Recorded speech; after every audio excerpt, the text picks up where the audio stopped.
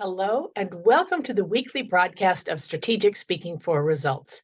I'm Elizabeth Bachman, your host, and today I want to talk about why is it that we don't ask for help? This is quite often women, although not always. Do you feel as if you admitted that you didn't know something or didn't know how to do something, that would be seen as a weakness? That's a very common feeling. I've felt it. It's actually, this is one that both men and women feel. It's like you're not allowed to admit that you don't know, even though people like you better when you show up as vulnerable and authentic. That took me a long time to realize. But a lot of people, especially women, especially minorities, feel like they represent their whole category, if you will. If you're the only person of color, if you're the first woman to have gotten to this position, if you're one of the very few women, often it feels like it's not safe to admit that you don't know something.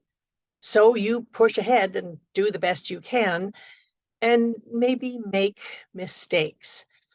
Um, I know this very well from the inside. As an opera director, I was one of the early women. Wasn't the first one, but I was certainly in the first wave of women who were directing opera in America. I wanted to run an opera company. I knew I'd be good at it, but I was afraid to admit that I didn't necessarily know everything. So I went and I pretended I knew everything. Uh, that's something that men are taught as children, actually, you know, say yes and then figure it out. I said so too. There were reasons why I never got the job. For over the course of 3 years, I was regularly in the short list for every job I ever applied for. I was often flown to the city in question for an interview, and then I would see the job go to a man. Some of the time, I know it was because boards of directors are the ones who hire the general director. And if you're worried about money, and nonprofit boards are always worried about money, if you're worried about money, the tendency is to trust a man. I thought that they could see through my brave facade and see all the things I didn't know, all the things that where I was nervous, all my inner doubts. So I never asked anybody for feedback. Now, with the work I do now with helping women get past the glass ceiling, I realize where I went wrong. It never occurred to me to ask for why I was turned down, to ask why the job was given to somebody else. What was it about me that wasn't good enough? Or was it just that they liked the other person better? Sometimes it's apples and oranges. Sometimes I think, though, it was because I didn't know to ask for help. I wish I had had a mentor at that point who would be my mentor for the sake of getting a job running an opera company. But I was afraid to ask. I know there were people who would have helped me at the time if I had asked, but I didn't know how to. And I was afraid to admit I didn't know how. I didn't know that I needed help. Uh,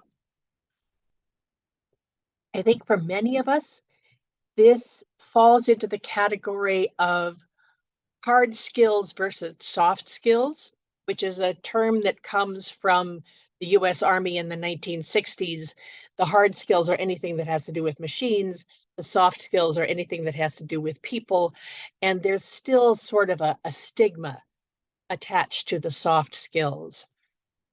The skills of learning how to ask for what you need, the skills of asking for feedback and getting honest feedback, the skill of asking for help was something that I didn't figure out until much, much later.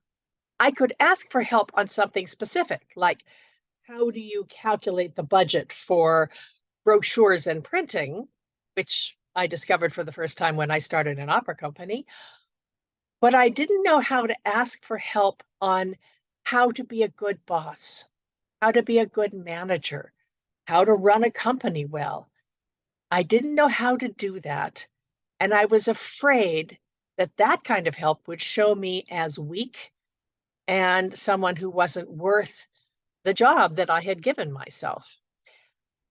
I wish I had had a safe place and a group of people, of peers for whom I could have, with whom I could have been vulnerable and who could have given me advice, who could have said, oh, I've been across that, try this.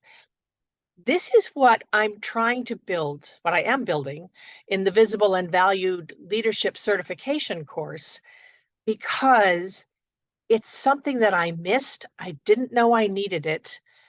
And I didn't know it was out there. This kind of help was out there to find a peer group who will help you and support you and push you to be brave. And also instruction on how to communicate your value. This is what I'm teaching now.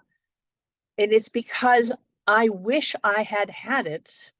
If I had found back in the 1990s, if I in the late 90s and the early 2000s, if I had found the me that I am now, I might be running an opera company now. Who knows?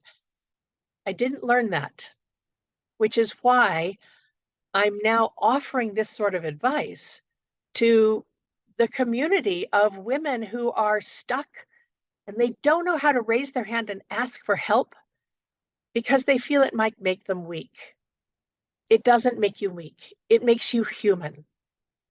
If you're interested in learning more, I'm going to put the link to the Visible and Valued Certification Program, Leadership Certification Program, below this post. Please reach out, ask for help. It's okay to ask for help. This has been the Visible and Valued video broadcast. I'm Elizabeth Bachman. I'll talk to you next week.